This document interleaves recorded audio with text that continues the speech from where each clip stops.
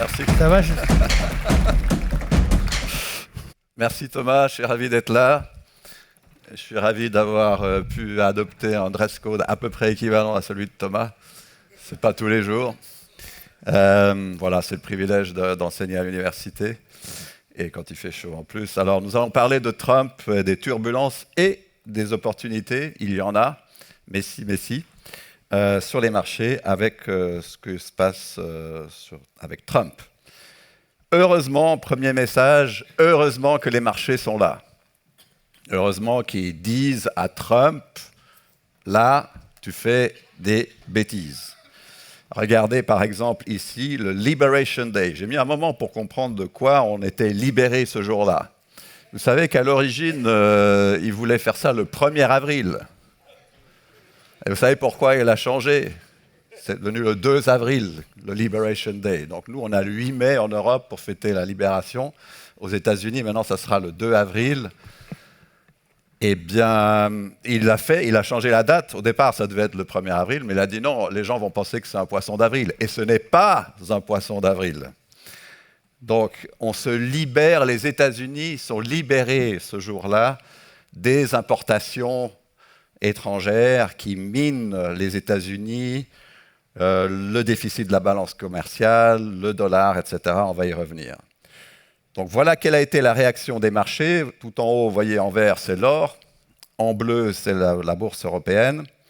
Et en rouge, c'est la bourse américaine. Donc, quelques jours après qu'on a vu cette réaction, les conseillers de Trump lui ont dit regarde, ici, c'est un peu la catastrophe. Et c'est là qu'il est revenu avec ses déclarations. Il dit non, mais en fait, j'ai été très méchant avec les Chinois, mais en fait, je les adore, c'est mes amis, et les taxes ne seront pas de 100%, mais seulement de 30%. Enfin, voilà, il est revenu sur ses pas, et les marchés ont pu repartir à la hausse. Donc, heureusement qu'ils sont là, ces marchés. Donc, les questions que nous allons aborder, il y en a 4. Ma première question, c'est est-ce que Trump va pousser l'économie américaine et mondiale vers la stagflation. La stagflation, c'est cette combinaison d'une économie stagnante et d'une inflation. Le dollar, grande question aujourd'hui d'actualité. Le dollar va-t-il cesser d'être la monnaie de référence au niveau mondial ? Ensuite, comment positionner son portefeuille avec le mix croissance-inflation ? Et puis, opportunités et risques sur les marchés. Alors, premier point. Parler du risque de stagflation avec Trump, il faut faire un petit retour en arrière. Je vais essayer de ne pas être trop long. Pour voir, en fait, pour expliquer, on appelle ça les Trumponomics, donc l'économie selon Trump. Et vous verrez qu'il y a un parallèle à faire avec Reagan. Et tant Reagan que Trump ont été conseillés par un monsieur qui a eu son heure de gloire. Il s'appelle Arthur Laffer. Et c'est l'économiste qui murmure à l'oreille de Reagan et de Trump et qui murmure « cut taxes ». C'est monsieur anti-impôts, contre les impôts. Et ce qu'il a fait, son heure de gloire à la Picasso. Vous connaissez l'histoire de Picasso qui dessine sur une nappe dans un restaurant. Il n'a pas d'argent pour payer la note. Et au moment où le patron du restaurant s'approche vers lui, il déchire la nappe, il lui tend et il dit « voilà, ça fera $1 million ». Et le gars lui dit « non mais vous rigolez, vous avez fait ça en 15 secondes ». Il dit « oui, j'ai fait ça en 15 secondes, mais derrière, il y a 10 ans de travail ». Donc Arthur Laffer, il a fait la même chose. Il a dessiné sur une nappe à Washington cette courbe qui porte son nom depuis, la courbe de Laffer. Et il l'a donnée à Don Rumsfeld. Vous voyez, il y a même une dédicace là, c'est le 13 septembre 1974. Et suite à ça, il est devenu conseiller de Ford, et ensuite, un peu plus tard, de Reagan, et après, de Trump sous son premier mandat. Cette courbe, je vous la mets ici en façon plus lisible, la courbe de Laffer. Donc, sur l'axe horizontal, on met le taux d'imposition du revenu. Voilà, la pression fiscale sur le revenu. Et sur l'axe vertical, on met les recettes fiscales. Donc, lui, il part d'un principe très simple. Si le taux d'imposition est de 0, les recettes sont de 0, mais elles sont aussi de 0 si on est à 100%. Pourquoi ? Parce qu'à 100%, plus personne n'a d'incitation à travailler. Donc voilà, vous ne travaillez pas et les recettes fiscales sont de 0. Entre ces deux extrêmes, il y a cette courbe en cloche avec un optimum à trouver, c'est le taux B. Il faut l'estimer, on estime qu'il est à peu près entre 40 et 50%. Alors, ce que dit l'affaire, il disait déjà à Reagan, vous réduisez les impôts et vous verrez, vous allez augmenter les recettes fiscales. C'est pas beau ça? Vous payez moins d'impôts et au final, vous récoltez plus d'impôts. Alors, il a raison, mais seulement si on se trouve sur la partie à droite du point B. Parce que là, vous voyez, prenons un exemple tout simple. Mettons qu'on est à 100% et on réduit le taux d'imposition à celui qui est équivalent au taux C. Vous voyez que sur l'axe vertical, les recettes augmentent. Donc, si on est dans une fiscalité confiscatoire, avec des taux, peut-être qu'il faudrait regarder du côté de la France, eh bien, oui, là, si vous réduisez le taux d'imposition, effectivement, vous réduisez, vous augmentez les recettes fiscales et donc vous réduisez la dette, les déficits, etc. Donc, Reagan l'écoute, il trouve cette théorie qu'on a appelée la théorie de l'offre super séduisante et il réduit les impôts. Et puis là, patatras, ce qui s'est passé aux États-Unis quand Reagan est arrivé, on est en 1980. Regardez, la courbe en rouge ici, c'est la croissance de l'économie. En bleu, c'est la croissance de la dette. Et en vert, c'est le ratio entre les deux. C'est la dette par rapport au produit national brut. Entre 1950 et 1980, c'est ce qu'on appelait les 30 glorieuses. C'est le boom de l'après-guerre, c'est le baby boom dont je suis un produit. Tout va bien, on consomme à tout va. Et là, regardez ce qui se passe. Le ratio qui est en vert ici entre la dette et le PIB, il diminue. Il se lit sur l'échelle de droite. Il se lit. Alors, je vais essayer d'utiliser le truc. On va voir si ça marche. Ça j'ai jamais vu. Alors, hein, on pointe sur un écran et ça le montre là derrière. Ouais, voyez. Alors, regardez ici. Donc, on lit. Ouais, par contre, il faut pas avoir la tremblote. Hein. Heureusement qu'on fait ça avant l'apéro. Alors, vous êtes à 80% ici en 1950. Et là, en 1980, hop, j'y arrive, vous êtes à la moitié, un peu moins que la moitié. Ouais. Donc le ratio a diminué sur l'échelle de droite, donc. Mais ce n'est pas parce qu'on a fait de l'austérité, comme la Grèce a dû le faire au moment de la crise de la dette. C'est simplement que, c'est très mathématique comme chose, mais c'est ça la beauté de l'économie. Vous avez une dette qui augmente, mais vous avez le PNB qui augmente encore plus rapidement. Donc vous avez un ratio, le numérateur augmente, mettons de 10%, le dénominateur augmente de 20%, ce qui fait que le ratio diminue. Et c'est exactement ce qui se passe là. Donc Reagan arrive, 1980, il coupe les impôts, et là, le déficit explose. Et c'est le début des problèmes. Les problèmes qu'a Trump aujourd'hui, c'est les mêmes qu'a eu Reagan dans les années 80. Et d'ailleurs, on verra qu'il y a un parallèle quand on parlera du dollar entre les deux périodes. Donc là, ce taux de dette par rapport au PIB qui était de 35% en 80, il est aujourd'hui de plus de 120%. Donc, Reaganomics et Trumponomics, on baisse les impôts, on stimule la croissance, mais on espère de ce fait de retourner dans le schéma des 30 glorieuses, mais ça ne marche pas.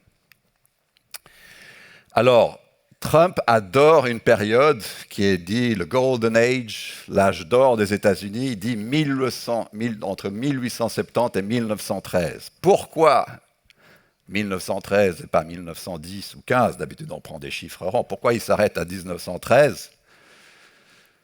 Est-ce que quelqu'un a une idée? 1913. Pardon? Ah, ça pourrait être une bonne réponse, effectivement. Mais en l'occurrence, peut-être que les deux sont liés, je ne sais pas. Non, en fait, 1913, on introduit l'impôt sur le revenu aux États-Unis.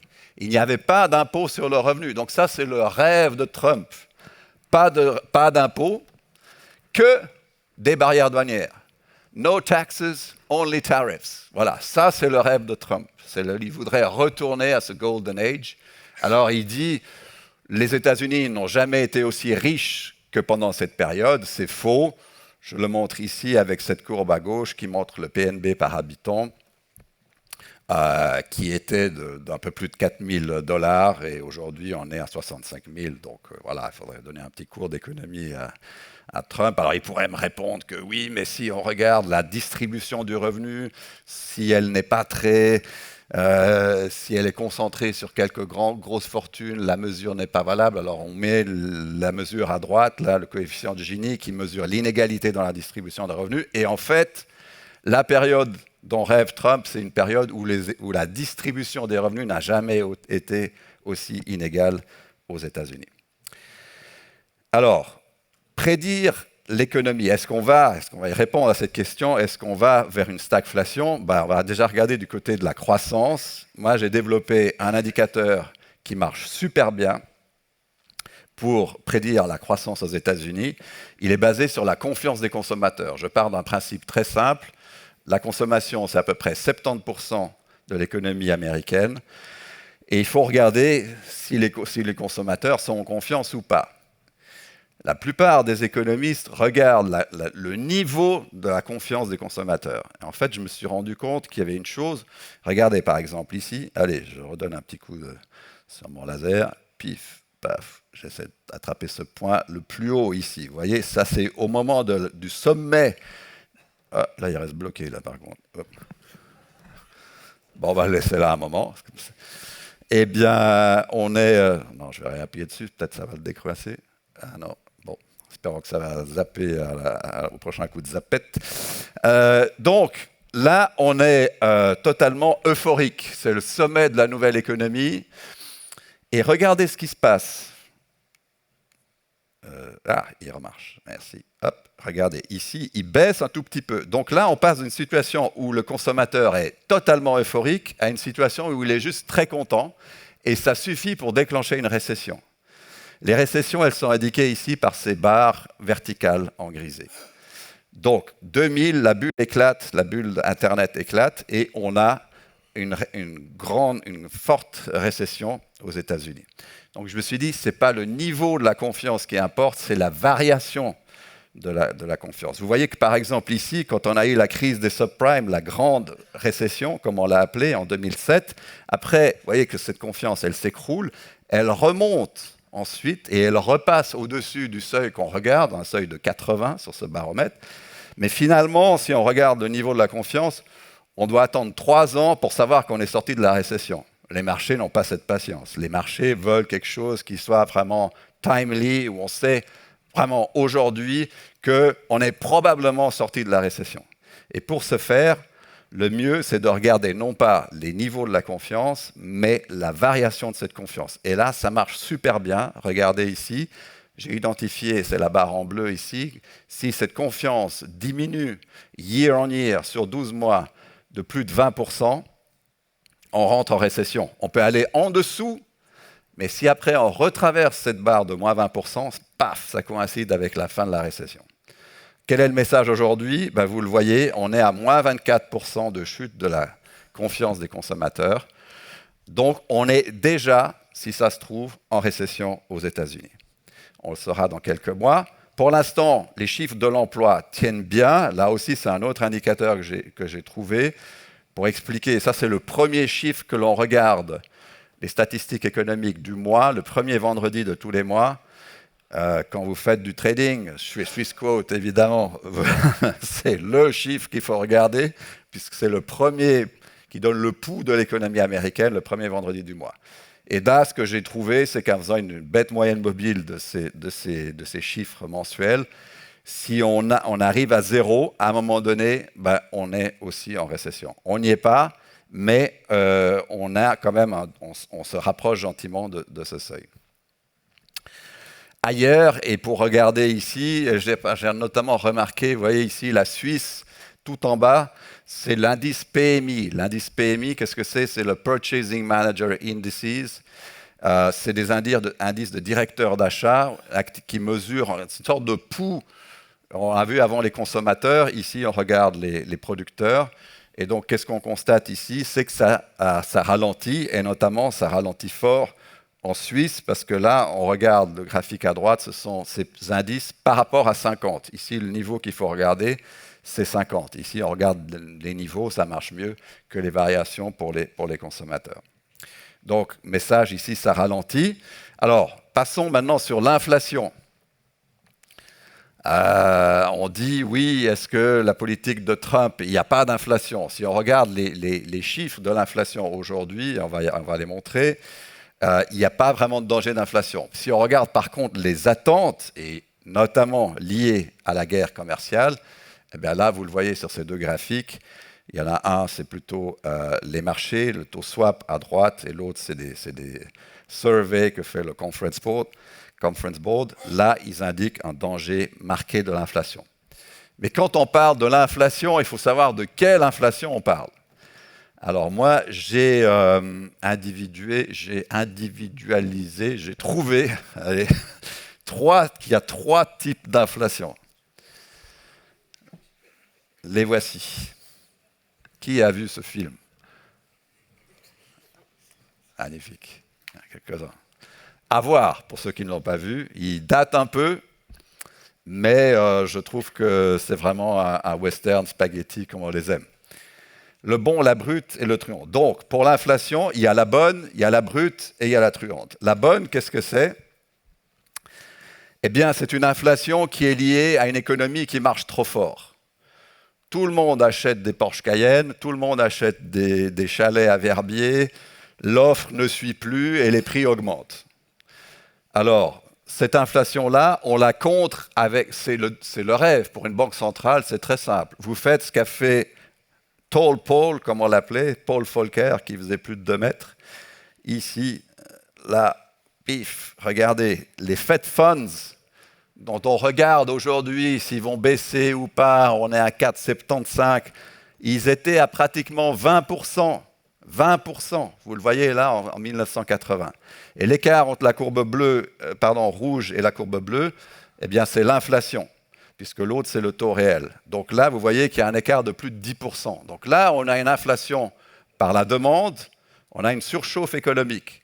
Quand tout le monde marche à crédit, qu'est-ce que vous faites? Vous augmentez le coût du crédit et l'économie ralentit. C'est exactement ce qui s'est passé. Et s'il faut mettre les taux à 20%, comme l'a fait Paul Volcker, eh bien, vous mettez les taux à 20%. Alors ça, c'est la bonne. La brute, la voici, c'est l'inflation par les coûts. L'autre, c'était l'inflation par la demande. Ça, c'est l'inflation par les coûts. Et les coûts de quoi? Du brut. Il faut regarder ce qui se passe aujourd'hui entre l'Iran et Israël. Première réaction, le brut, le pétrole, le prix qui augmente. Et forcément, c'est un coût qui est fondamental, qui rentre dans toutes les composantes de coûts des entreprises. Donc ça, c'est l'inflation par les coûts. Regardez ici, cet envolé de la courbe en orange, c'est la courbe de l'inflation liée au prix de la production dans la zone euro. Elle a explosé, cette inflation, après la guerre en Ukraine. On a atteint 40% suite à l'augmentation du prix du gaz et du baril. Et du brut, donc, à la suite de cette guerre. 40%. Donc ça, c'est l'inflation par les coûts. Et il faut faire très attention. Une banque centrale, lorsqu'elle regarde l'inflation, elle doit être capable de savoir si elle a affaire à la bonne ou à la brute. Et évidemment aussi à la truande. On va y venir. Mais pourquoi? Parce que la bonne, l'inflation est une conséquence de la croissance. La brute, l'inflation est une cause de récession. C'est fondamental. Donc, si vous augmentez les taux d'intérêt quand vous avez affaire à ce type d'inflation, vous jetez de l'huile sur le feu. C'est ce qu'ont fait les banques centrales dans les années 70 quand il y a eu les chocs pétroliers. Vous avez un choc d'inflation qui provoque une récession et derrière, vous avez une banque centrale qui augmente les taux d'intérêt parce qu'elle regarde l'inflation sans trop se poser de la question de quelle est son origine. Eh bien là, c'est la catastrophe. Enfin, la truande. La truande, c'est l'hyperinflation, en fait. Là, je donne l'exemple du Liban. Il y a d'autres pays qui connaissent ce type d'inflation. Est-ce que quelqu'un peut me citer un pays? Le Zimbabwe, l'Argentine aussi. Voilà. Donc ça, c'est une inflation.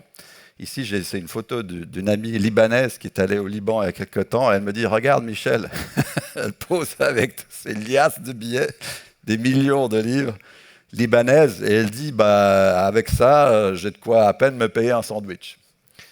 Au Zimbabwe, vous arrivez avec une brouette et puis on met un mètre et on estime la hauteur de la pile de, de vos billets de banque et on dit voilà, ça fait $30, tu peux acheter quelques légumes avec ça. Voilà, donc ça c'est l'inflation truande. Cette inflation truande, elle naît d'une augmentation de la vitesse de circulation de la masse monétaire émise par les banques centrales. J'ai fait un petit gag, je l'ai montré au président de la BNS, il a éclaté de rire, mais il a dit que ce n'était pas faux. Vous savez qu'en allemand, on peut créer des mots à tiroir. Et donc, j'ai créé un mot qui dit ce que je vous ai dit tout à l'heure, et c'est un mot. Avec ça, vous faites 6 mots compte triple au Scrabble. Ce mot, le voici. Il faut prendre son souffle. On dit. Zentralbank, Notenbank, Geldmenge, Umlaufgeschwindigkeit, Beschleunigung, induzierte Konsumentenpreise, Teuerung.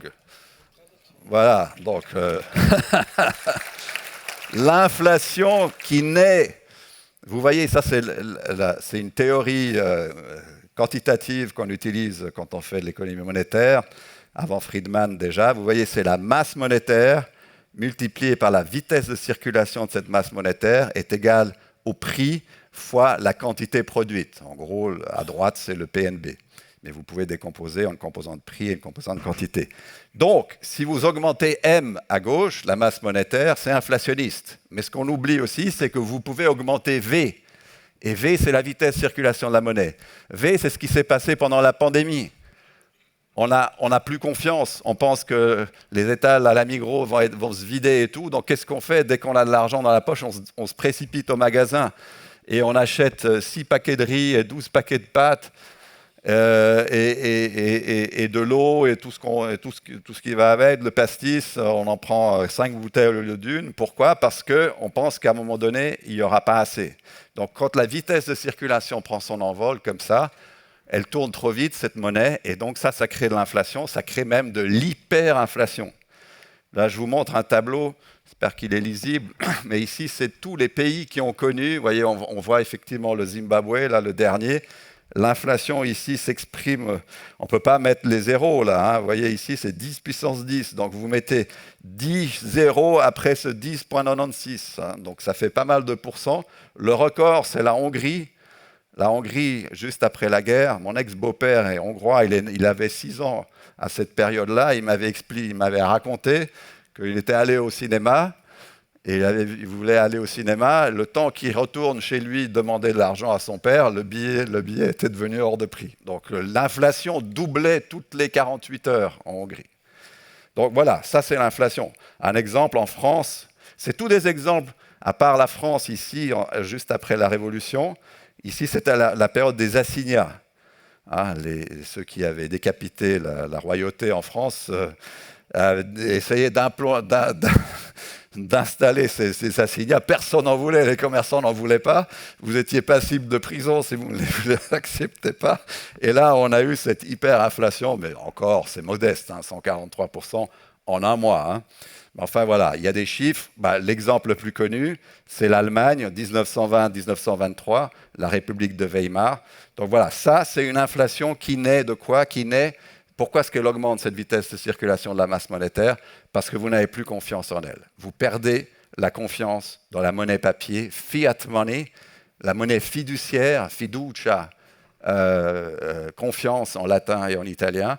Donc, elle est perdue, cette confiance, et donc là, vous vous débarrassez de la monnaie, vous demandez à être payé toutes les semaines, après tous les jours, et dès que vous avez de l'argent, vous allez au magasin, et donc, voilà, il y a de l'hyperinflation. Le dollar, point 2, va-t-il cesser d'être la monnaie de référence au niveau mondial? C'est une question qui me passionne. Et j'ai lu avec beaucoup d'intérêt. Alors, on a vu Arthur Laffer, c'est l'homme qui murmure à l'oreille des présidents qu'il faut couper les impôts. Il y en a un autre qui, lui, hurle dans l'oreille de Trump qu'il faut mettre des barrières douanières. Et cet économiste, c'est M. Stephen Miran, qui est quand même le président du Conseil des conseillers économiques de Trump. Donc, lui, qu'est-ce qu'il dit? Il dit une chose très simple. L'origine du mal de tous ces déséquilibres commerciaux que nous avons, c'est une surévaluation du dollar. Alors, oui, moi je veux bien, mais ouais, voyez, ça c'est l'évolution du dollar depuis que les taux de change sont devenus flexibles, quand on a abandonné le système de Bretton Woods avec des parités fixes. Alors oui, le dollar a effectivement connu une période, ça c'était Reagan, où il est remonté de 1,50 à peu près à 2 francs 80, vous voyez ici. Et là, qu'est-ce qu'on a fait? Eh bien, on a fait quelque chose, je vais vous le montrer sur le slide suivant, l'accord du Plaza. Mais juste pour dire ici, la courbe en bleu, c'est mon estimation de ma société qui s'appelle MacroGuide, c'est mon estimation de ce qui est la fair value, la valeur juste du dollar. Et vous voyez que je suis à 0,85 contre 0,83, donc surévaluation du dollar, oui, pas vraiment. Donc, qu'est-ce qu'il dit Steven Miran? Il dit le dollar est surévalué, il faut que le dollar baisse, il faut qu'on fasse un accord du Plaza bis, qu'il appelle Mar-a-Lago, du nom de la propriété de Trump en Floride. Et donc, vous voyez que cet accord du Plaza, on l'a mis en place ici. En 1985, le dollar avait déjà commencé de baisser un peu, mais ensuite, on a convoqué le G5 à New York, à l'hôtel Plaza, d'où le nom de l'accord, à côté de Central Park, et en fait, on a présenté ça comme un accord du G5. En fait, c'était un bras de fer entre les États-Unis et le Japon. Le Japon, à l'époque, c'était la Chine d'aujourd'hui, ou des 10 dernières années. On pensait que ça allait être le futur numéro 1 mondial, et le Japon avait un surplus à peu près équivalent commercial avec les États-Unis à ce que connaît la Chine aujourd'hui. Donc, les Américains ont convoqué tout le monde à New York. Ils ont dit, maintenant, il faut faire baisser le dollar. Il faut que vous, nos partenaires commerciaux, réévaluez vos monnaies par rapport au dollar. Les Japonais ont dit, oui, monsieur, on s'est exécuté. Ça porte même un nom, Endaka. Endaka, ça veut dire réappréciation du yen par rapport au dollar. Donc, ils l'ont fait. Les Japonais se sont exécutés. Alors aujourd'hui, Steven Miran aimerait faire la même chose avec la Chine. Sauf que la Chine, ce n'est pas le Japon. Ça, en noir, c'est le cours du yuan par rapport au dollar. À peu près à 7,20, vous payez 7,2 yuan pour acheter 1 dollar. Mon estimation, qui est corroborée par pas mal aussi des banques centrales, elles n'aiment pas trop publier leurs estimations sur cette parité des pouvoirs d'achat. Mais j'ai pu vérifier ça avec d'autres sociétés d'investissement et j'ai vu que ça correspond assez bien. Mon estimation de ce que devrait être le yuan pour acheter 1 dollar, la valeur juste, c'est 4. Donc il ne faudrait pas que le Chinois débourse 7,2 yuan pour acheter 1 dollar, seulement 4. Donc ça signifie que le yuan est totalement sous-évalué par rapport au dollar. Sauf que la Chine n'acceptera jamais de faire ce que les Japonais ont fait en 1985. Pourquoi? Parce que ce qui s'est passé après au Japon, c'est que ça a créé, on parle d'une décennie perdue, mais la décennie perdue au Japon, elle a duré plus de 20 ans. Ça a créé une déflation monstre. Le yen s'est apprécié, les exportations sont écroulées. En plus, derrière, il y a eu l'éclatement de la bulle de l'immobilier, comme en Chine. Donc aujourd'hui, l'économie chinoise est déjà par terre. Il y a l'immobilier qui s'est craché. Ils ne vont pas encore derrière s'exécuter et réapprécier leur monnaie simplement pour faire plaisir aux Américains. Donc, ce que vise l'administration Trump, c'est, on l'a vu avec l'affaire, réduire la pression fiscale pour doper la croissance. Et normalement, ils aimeraient bien que ça fasse le même effet que sur les 30 glorieux, mais on peut en douter sérieusement. Ils mettent la pression sur la Fed. Vous avez vu ça, Trump qui essaye de dire à Powell ce qu'il doit faire en matière de taux d'intérêt. Ça, c'est hyper dangereux. Il ne faudrait pas trop jouer avec ça, mais je crois que ça, il l'a compris. On a vu aussi la réaction sur l'échange le jour où il a commencé à dire à Powell ce qu'il devait faire. Forcer, donc ça, c'est cet accord du Mar-a-Lago, les partenaires commerciaux à renforcer leur monnaie vis-à-vis du dollar. Et finalement, donner à choisir, en fait, quand on parle de ces barrières douanières, il faut savoir que derrière, il y a peut-être autre chose qui se dessine, qui se trame. C'est probablement quelque chose du style, OK, on vous a annoncé la Suisse, allez, 31% de taxes douanières. Non, mais finalement, on est copains, on est amis, etc. Allez, on remet ça à 5% ou 4% et tout. Par contre, vous allez acheter notre dette, on va émettre une nouvelle obligation, les consoles à 99 ans, et là, On arrête de dire 5% les taux à 30 ans. Non, non, ça sera 1% bloqué sur 99 ans. Voilà, c'est ça qui se dessine. Peut-être, on verra. On verra. Un bel exemple de ce qu'on appelle la répression financière. Vous forcez les épargnants à financer de la dette à des taux qui n'ont rien à voir avec le marché. Ce que je pense que devrait viser l'administration Trump, c'est non pas baisser la pression fiscale, mais l'augmenter, parce que c'est comme ça qu'on réduit les déficits et des dettes. Donc il faut l'augmenter, la pression fiscale, il ne faut pas la diminuer. Et il faut diminuer la croissance, il ne faut pas chercher à la stimuler. Il s'agit d'avoir une bonne récession aux États-Unis et une forte croissance en Chine. C'est ça qui peut rééquilibrer les déséquilibres. Parce que ces déséquilibres, ils viennent de ce qu'il n'y a pas assez d'épargne aux États-Unis par rapport à l'investissement, et il y en a trop en Chine. En Chine, vous savez quel est le taux d'épargne des ménages? En Chine, 40%. Les Chinois épargnent 40% de leurs revenus. Pourquoi? Parce qu'il n'y a pas de retraite chez nous, il n'y a pas de deuxième pilier. Avant, c'était l'immobilier, on achetait un bien immobilier pour ses vieux jours. Aujourd'hui, on n'a même plus cette possibilité. L'immobilier s'est craché. Donc, ils épargnent. Ils épargnent pour payer les études des enfants, etc. Donc, c'est du cash. Et donc, ils ne consomment pas. La part de la consommation en Chine, c'est 40% du PNB. Aux États-Unis, c'est presque le double. Donc, c'est ça qu'il faut rééquilibrer. Il faut augmenter le taux d'épargne aux États-Unis et le diminuer en Chine. Et c'est ça qui va réduire le déficit commercial des Américains vis-à-vis de la Chine. Donc voilà, l'épargne doit redevenir excédentaire par rapport à l'investissement, effacer le déficit de la balance commerciale, ça c'est pour les États-Unis. Pas de guerre commerciale, ça ne fait que des perdants, ça crée de la stagflation. La réponse est oui. Les États-Unis sont en train de risquer aujourd'hui de partir en récession et inflation, donc stagflation.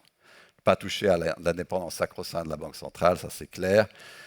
Il faudrait, alors là où je trouve qu'il y a une certaine... si vous faites ce que j'ai dit, d'aller vers un ralentissement de la croissance aux États-Unis, vous pouvez aussi vous faire aider un tout petit peu par une baisse du dollar pour redonner de la compétitivité aux exportations.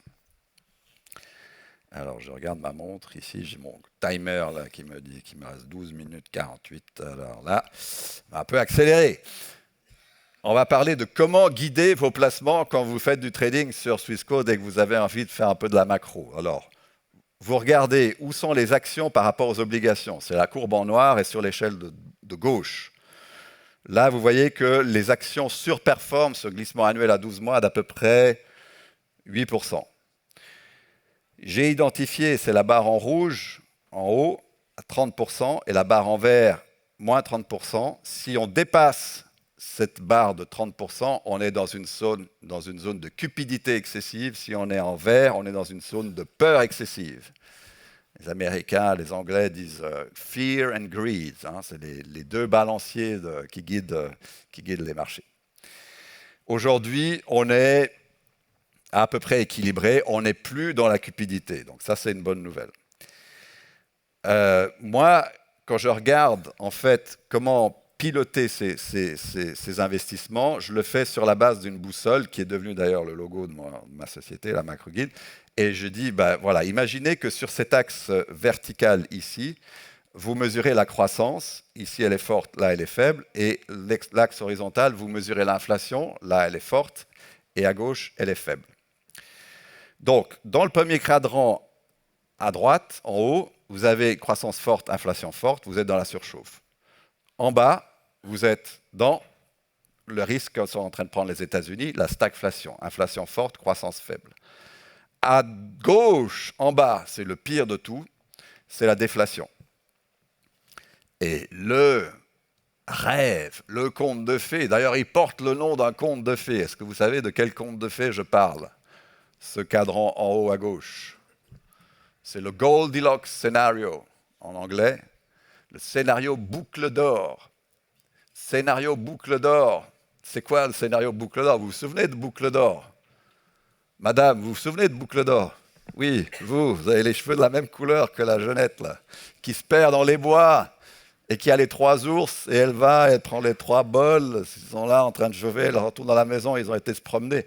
La version anglaise de l'histoire est assez horrible, hein, d'ailleurs. Hein. La blondinette, la boucle d'or, Goldilocks, se fait retrouver, les ours rentrent à la maison, ils voient les lits défoncés, les bols, l'abus dans le bol, etc. Donc l'histoire du bol, c'est quoi? Il y a le grand du papa ours qui est beaucoup trop chaud, il y a celui de maman ours qui est beaucoup trop froid, et il y a celui du bébé ours qui est ni trop chaud ni trop froid, juste comme il faut. Donc c'est ça qu'on appelle le Goldilocks scénario en point de vue macro. C'est pas de surchauffe, pas de déflation, un scénario où il y a de la croissance et il n'y a pas d'inflation. C'est le rêve absolu. Pourquoi? Parce que les banques centrales ne font rien, elles laissent faire. Les marchés peuvent monter, les banques centrales, on sait, ne réagissent que s'il y a de l'inflation, que si cette croissance amène de l'inflation, si c'est une inflation par la demande, mais s'il n'y en a pas, elles laissent les taux bas et les marchés peuvent, c'est là qu'ils marchent vraiment bien, qu'ils marchent très fort. Donc aujourd'hui, voilà, Goldilocks, boucle d'or, suffisamment de croissance, des bénéfices pour les entreprises, c'est ce qui fait monter les bourses, et pas de danger d'inflation, et donc tout va bien, les banques centrales restent tranquilles. Donc quand vous êtes dans ce scénario Goldilocks, vous achetez des actions. Quand vous êtes dans les autres, après, si ça vous intéresse, je peux vous envoyer, j'ai fait toute une étude avec la performance de toutes les classes d'actifs en fonction des cadrans ici. Là, vous vendez des obligations, là, je montre juste actions et obligations. Et là, vous vendez des actions. Et en déflation, ça c'est intéressant, vous achetez des obligations. Vous achetez des obligations. Donc là, il y a une inflation qui est négative, mais vous pouvez quand même gagner de l'argent quand vous êtes en déflation. Et vous pouvez aussi gagner, parce que là je dis sell equities, vendez les actions, mais il y a effectivement aujourd'hui un danger que nous retournions, que nous passions, nous étions avant chez Boucle d'Or, nous passons peut-être maintenant dans la stagflation aux États-Unis, mais il y a quand même de l'argent à faire, des opportunités à faire sur les actions, même lorsque vous êtes en stagflation. Ah, j'y pense, 6 minutes, c'est avec les questions. Hein? Tard. C'est vrai? Ouais, t'es en retard. Ah mince alors. C'est pas grave, ils te poseront des questions à l'apéro. Ok. Alors je parle vite des opportunités. Les opportunités, il y en a sur la tech. Là, j'ai fait un parallèle entre le MSCI IT, qui est tout en vert et tout en haut. Et ce que je regarde là, c'est l'évaluation. À droite, c'est les multiples. Et ce que vous devez regarder ici, c'est la courbe en orange et sur l'échelle de droite. Vous voyez qu'ici, on a une prime par rapport au marché de 1,2. Donc l'IT se paie avec une prime de 20% par rapport au marché. Mais cette prime, elle était 2 fois, elle était de 100% au moment de la bulle Internet en 2000. Donc il n'y a pas de bulle aujourd'hui dans l'IT. Si vous regardez Magnificent Seven, c'est marrant d'ailleurs, parce que tout à l'heure, on a parlé des 7 magnifiques, mais en français, ils ne s'appellent pas les 7 magnifiques. Hein. Vous savez comment on les appelle? 7 mercenaires. Bravo. You know. Tu connais tous mes gags, toi. Non, mais j'ai le micro qui est ouvert, c'est plus facile. Ah. Alors, ce qu'il faut regarder, Nvidia. J'ai donné l'exemple d'Nvidia. Qui n'a pas acheté Nvidia dans cette salle? Ah, il y en a quand même quelques-uns. D'accord. Je ne dis pas, hein? Okay. Bon. Alors, si vous regardez la performance d'Nvidia, évidemment, vous la voyez aussi à gauche, là, depuis la création de ChatGPT, vous faites 8,5 fois la mise, hein, depuis novembre 2022. OK. Là, c'est la courbe en vert ici, mais vous voyez que malgré cette performance, moi je dis toujours, c'est très important, si vous devez garder un message par rapport à ça quand vous faites du trading, c'est qu'il ne faut pas confondre quelque chose qui a bien performé avec quelque chose qui est devenu cher. La grande erreur que nous faisons quand nous faisons du trading, c'est on regarde la performance d'un titre et on dit « Mon Dieu, Nvidia a fait 8,5 fois la mise depuis, mais c'est beaucoup trop, c'est trop cher. » Ben, je dis non. Il faut regarder l'analyse fondamentale, regarder les multiples des bénéfices. Si vous faites 8,5 fois la mise sur Nvidia, mais que les bénéfices, eux, font 12 fois la mise, le titre, si ça se trouve, est moins cher après avoir fait 750%, il faut enlever 100, qu'avant. Donc un marché peut être moins cher après avoir doublé qu'avant qu'il double. À retenir ça. Donc là, vous regardez la courbe en grisé ici, on est à 30 fois les bénéfices sur Nvidia. Ce n'est pas beaucoup. Et regardez ce qui se passe ici. Moi, je regarde la courbe en orange. C'est le multiple moins la croissance des bénéfices. Donc c'est le gap aussi, on l'appelle GARP, Growth at Reasonable Price, ou le PEG Ratio, Price to Earnings Growth. Et là, qu'est-ce qu'on fait? On prend le multiple de 30 fois, on lui enlève la croissance attendue des bénéfices, et vous voyez que là, sur cette courbe en orange à droite, on est à moins 10. Ça veut dire qu'on fait 30 moins 40, 40% de croissance attendue des bénéfices, on tombe à moins 10. Donc, idéalement, cette mesure, elle doit être négative pour que ça soit bon pour le titre. Donc, bonne perspective ici. NVIDIA, c'est un achat structurel. Vous jouez l'IA, vous jouez NVIDIA. Au passage, avant, on a fait une enquête pour savoir qui utilisait OpenAI. Moi, je vais faire la même. Qui utilise Mistral? Quelques-uns. C'est bien. Moi, j'utilise Mistral. Je suis suisse, mais je suis aussi français. Je veux dire pour une fois qu'on a une entreprise française qui peut régater avec les grands. NVIDIA, d'ailleurs, vient de conclure un partenariat. Macron s'est empêché de le souligner avec NVIDIA. Et NVIDIA est, paraît-il, on s'en remettra aux questions des experts, plus rapide que ChatGPT. Donc moi, j'ai pris la version payante de Mistral et je suis très content. La Chine, attractive, donc on parle d'opportunités. La Chine est bon marché. Son alternative, le Japon aussi, c'est bêtement une analyse basée sur les multiples des bénéfices. J'aime bien l'or. L'or est devenu la valeur de référence aujourd'hui. Il a pris la place du dollar. Le franc suisse joue ce même rôle. Donc je pense que l'or a encore un potentiel de hausse. Les banques centrales achètent de l'or à fond. Et donc voilà, mes conclusions. On peut éviter la récession. Il faudrait qu'il y ait de nouveau des signaux qui soient envoyés par les marchés et que Trump ajuste et évite de faire cette guerre commerciale. Ça ne se règle pas à coup de barrières douanières, ça ne crée que de la stagflation, de l'inflation et de la récession. Il faut faire des ajustements, mais ça va prendre du temps entre l'épargne et l'investissement. Plus de croissance en Chine, un deuxième pilier, un filet social qui crée la route pour que les gens ne soient pas incités à épargner 40% de leurs revenus pour leurs vieux jours. Le dollar, il y a un risque aujourd'hui, mais ce qui fait, je viens de finir un livre qui est fascinant, je vous le recommande, de Ken Rogoff, Kenneth Rogoff, qui a repris une citation d'un gars qui s'appelle Connolly, qui est intéressant. Il était dans la voiture, dans la limousine, dans la décapotable. Quand John Kennedy, le président, s'est fait assassiner, il a été blessé aussi dans cet attentat. Et lui, il a sorti en 71, quand il était à Rome, tout le monde se plaignait, les Européens se plaignaient que le dollar devenait une monnaie de singe. Et Nixon avait suspendu la convertibilité du dollar en or. Et donc, Connolly est arrivé, il a dit « The dollar is our currency, but your problem ». Voilà. Et Rogoff a pris le même titre, il a dit « Our currency, your problem ». Donc, il y a des opportunités sur les marchés, tech, US, Asie, or, volontiers pour en parler aussi pendant la pause. J'aimerais terminer avec, après, il me reste 2 secondes, vite fait. Est-ce que vous savez comment on dit crise en mandarin? Est-ce que quelqu'un parle mandarin? Vous, madame, là, au dernier. Comment on dit crise en mandarin? Oui. Vous savez, mais il y a quelqu'un qui l'a dit ici. Weiji. Je